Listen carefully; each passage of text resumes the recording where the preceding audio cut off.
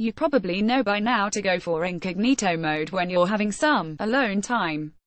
It's the best way to avoid that post-orgasm awkwardness that comes with looking through your history. That awkwardness probably comes from the fact that on any given porn site, you can find all manner of weird and wonderful videos.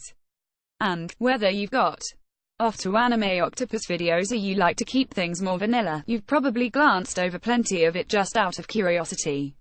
All men need to listen to this sex ed radio show as long as you're staying within legal limits. It's up to you what kind of pornography you consume.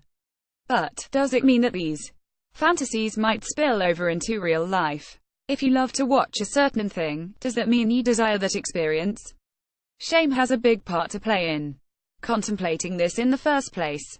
We can all be secretive about sexual things, and nobody wants to feel weird, even if we know rationally that people's tastes vary naturally. Pornhub reported this year that in the top 6 searches on their site the words stepmom, MILF, stepsister, and mom all feature. But that doesn't mean people want to sleep with their mums. In fact, it likely has a lot more to do with the taboo aspect. People find excitement in doing something they shouldn't do. It could also have something to do with people wanting to relinquish control to someone older and more experienced. Psychologist David Lay told Playboy that his might be because, when a man is with a woman who knows her body, her desires, and is sexually confident and adventurous, it increases the chances in fantasy and real life that the man can give that woman sexual pleasure. A much more altruistic explanation. Similarly, finding out what your partner's into online can be a bit of a shock. You might feel like you can't measure up if they tend to look at people's situations that differ from you and yours. As long as everything's consensual, though, there should be nothing to worry about. When you see Channing Tatum, your mind might wander, but it's nothing more than a fantasy. It's no different when it comes to more explicit fantasies. That doesn't mean porn is always blameless in relationship problems. Some find that they get addicted to the high of easy orgasms with no one else to please. Others may be prone to avoiding talking about what they really want in the bedroom by retreating into the virtual world.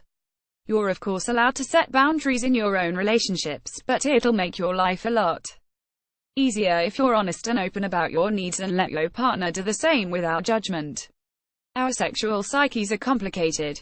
Rape fantasies are common among women, but clearly that doesn't mean we want to be raped.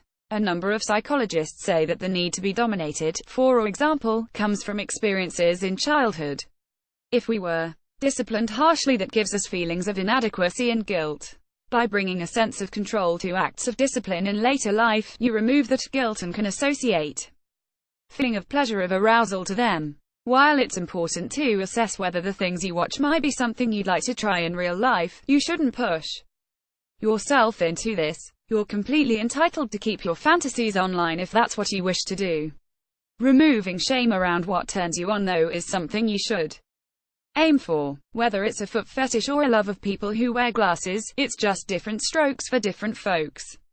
More Pornhub teams up with Ann Summers to launch a range of sex toys. More 10 sexy films on Netflix that are basically pornos.